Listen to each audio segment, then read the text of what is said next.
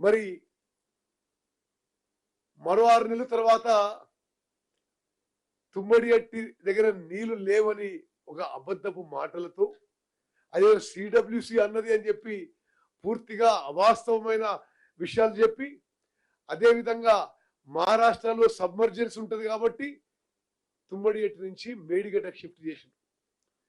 వాస్తవంగా తుమ్మడి అట్టి దగ్గరే కట్టి ఉంటే మనం ఎకరాకి ఆ రోజు అక్కడ భూముల ధరలు మహారాష్ట్రలో 5 లక్షల కంటే తక్కువ ఎకరం. మనం ఎకరానికి 50 లక్షలు ఇచ్చినా తెలంగాణ రాష్ట్రానికి మరి మేలు జరిగేది. అనవసరంగా అకారణంగా ఇది అన్ని రిపోర్ట్స్ లో ఉంది. ఏది అసలు ఈ తుమ్మడి ఎట్టు నుంచి మేడిగడ్డకి ప్రాజెక్టు షిఫ్ట్ చేసి కేసీఆర్ ఆ ప్రభుత్వం తీవ్రమైన మోసం చేసింది, నష్టం చేసింది అని. ఆ ప్రాజెక్టు షిఫ్ట్ చేసి 38,000 కోట్ల ఉన్న ప్రాజెక్టుని క్రమక్రమంగా అంచనాలు పెంచి ఈరోజు controller and auditor general of India ప్రకారం కాళేశ్వరం ప్రాజెక్టు పూర్తి చేయడానికి 1,47,000 కోట్లు అవుతుంది. ఆలోచన చేయండి. మరి అమూల్యమైన ప్రజాధనాన్ని ఏ స్థాయిలో మిస్యూజ్ చేయడానికి మరి వాళ్ళ కక్కుర్తో లేకపోతే కమిషన్ల కక్కుర్తో అసమర్థతనో లేకపోతే మరి ఆ ప్రాజెక్టు పూర్తయితే గత కాంగ్రెస్ ప్రభుత్వానికి పేరు వస్తుందనో మరి ఏ కారణంగానో అసలు ఆ ప్రాజెక్టు షిఫ్ట్ చేయడం ఇది ఒక ఘోర తప్పిదం. అదేవిధంగా వాళ్లే అనేక మార్లు మేడిగడ్డనే కాళేశ్వరం ప్రాజెక్టుకి గుండెకాయ అన్నది ఆనాటి ముఖ్యమంత్రి కేసీఆర్. ఈ కాళేశ్వరం ప్రాజెక్టు మొత్తం నేనే డిజైన్ చేసిన, నేనే నిర్మాణం, ఆయనే డిజైనర్, ఆయనే, నేనే కర్త, నేనే కర్మ, నేనే క్రియ అని పదే పదే చెప్పి మరి వాళ్ళు ఉన్న సమయంలోనే సుమారు 97,000 కోట్లు ఖర్చు పెట్టింది. 1,00,000 ఎకరాలకు కూడా ఆయకట్టు ఇవ్వలేదు. పదే పదే ఒక మేడిగడ్డ పోతే ఏమైంది, ఇంకా ఎన్నో కంపెనీలు కట్టే అంటున్నారు. అసలు source of water is Medigadda. Medigadda నుంచి వాటర్ లిఫ్ట్ చేయకుంటే తతిమ ప్రాజెక్టు కట్టడం అసలు అనవసరం. మరి వాళ్ళన్న గుండెకాయనే మనిషికి గుండెకాయ ఫెయిల్ అయితే అసలు మనిషి బతడా? అదేవిధంగా ప్రాజెక్టుకి విలువెంత?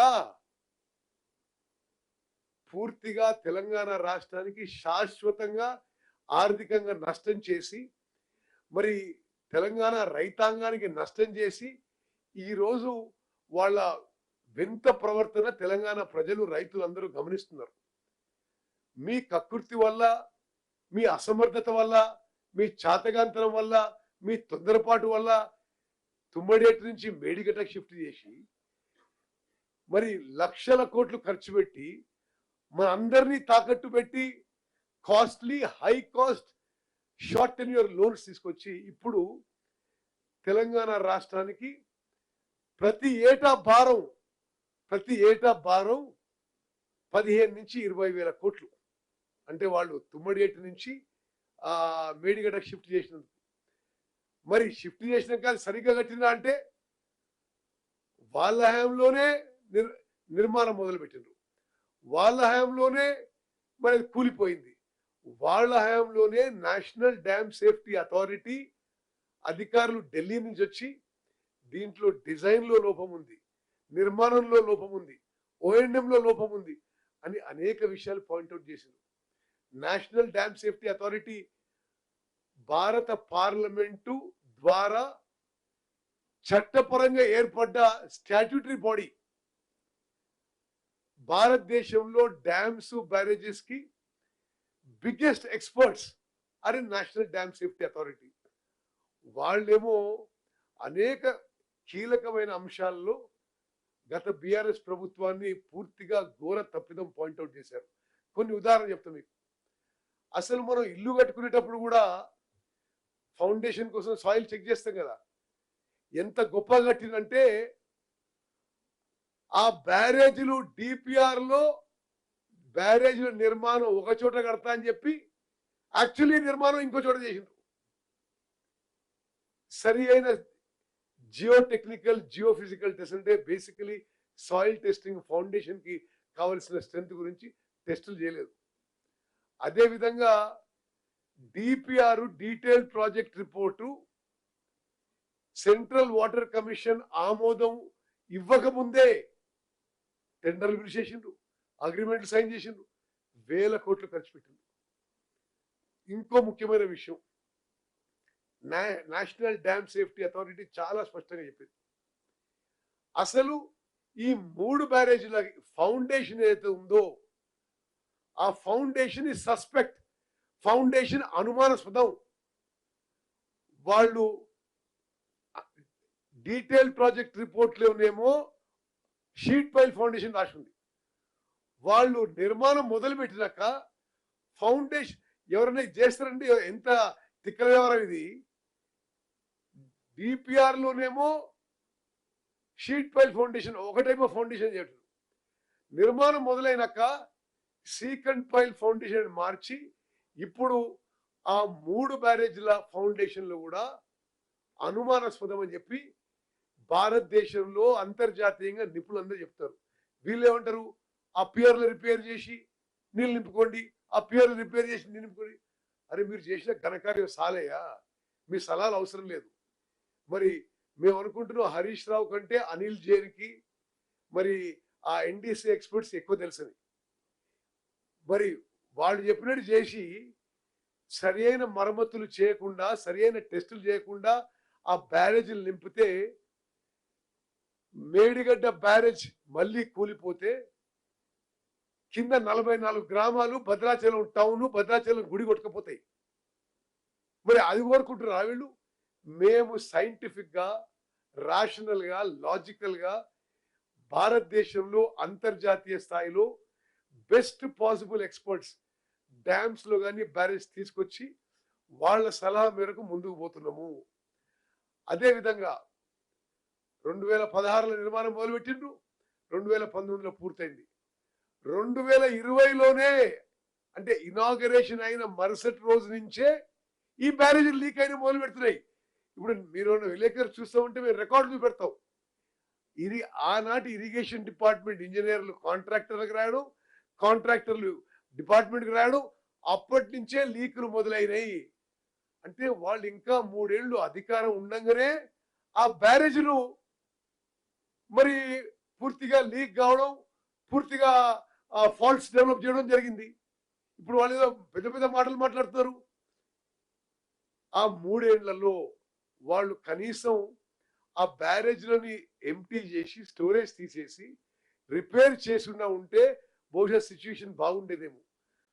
3 ఏళ్ల పాటు బ్యారేజీలు నింపి పెట్టి ఫోటోలు తీసి రాష్ట్ర వ్యాప్తంగా ఒక ప్రొపగండా.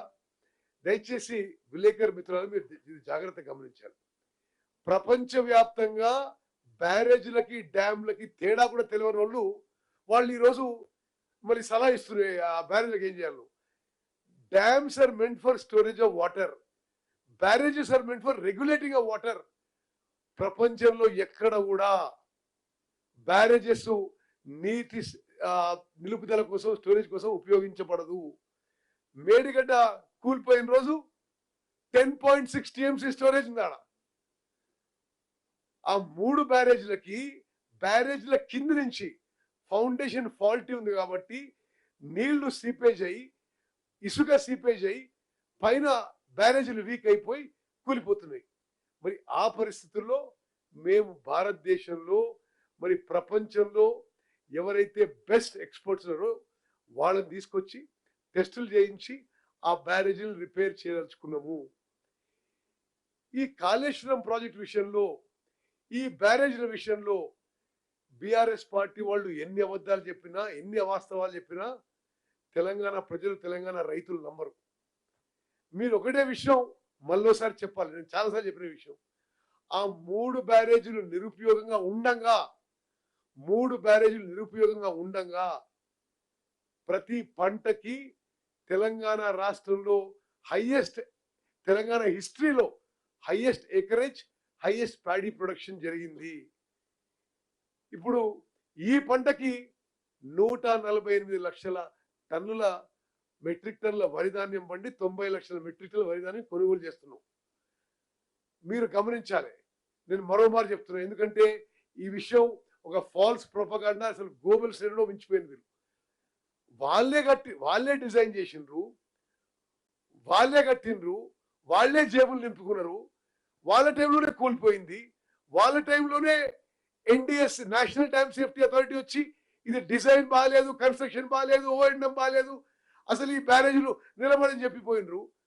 వాళ్ళు ఇంకెవరిదో పొరపాటు అన్నట్టుగా మరి నిన్న హైకోర్టు జడ్జిమెంట్ తర్వాత సంఖ్యలు గుద్దుకుంటూ సంబరాలు చేసుకోవడం ఇది చాలా విడ్డూరంగా ఉంది.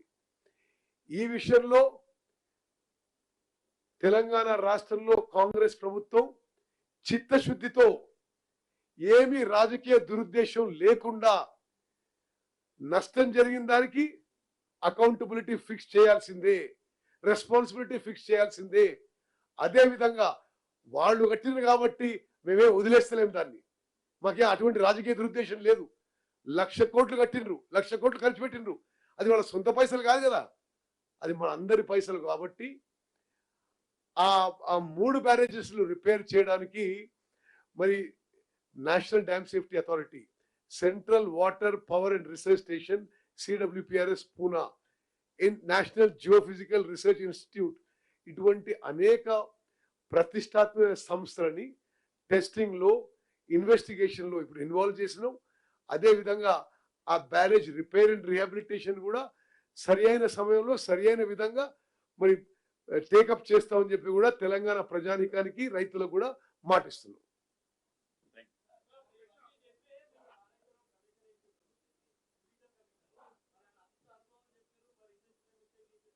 ఏ మిస్టేక్ ఎవరు చేసిండ్రు?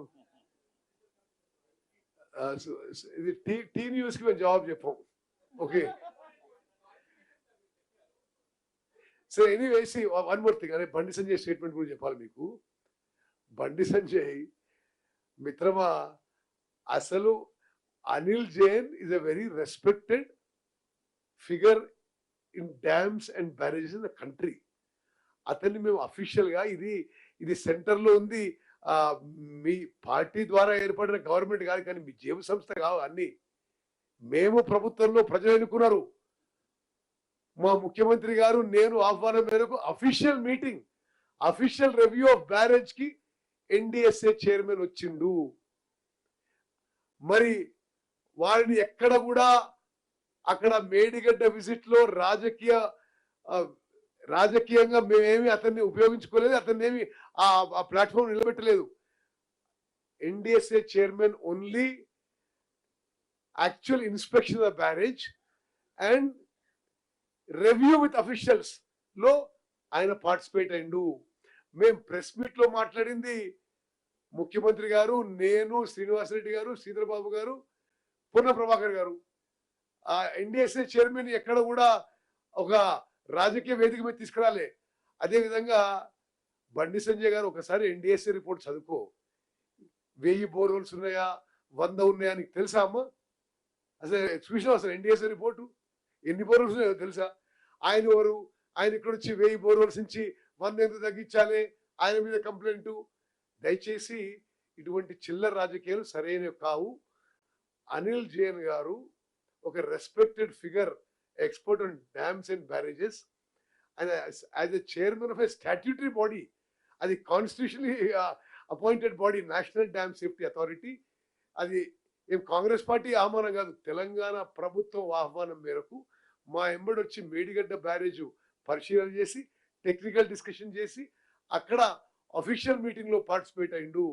ఆ విధంగా మీరు ఇష్టం వచ్చి మాట్లాడడం ఇది తగదు సంజయ్ గారు అని చెప్పి నేను మనవి చేస్తున్నాను.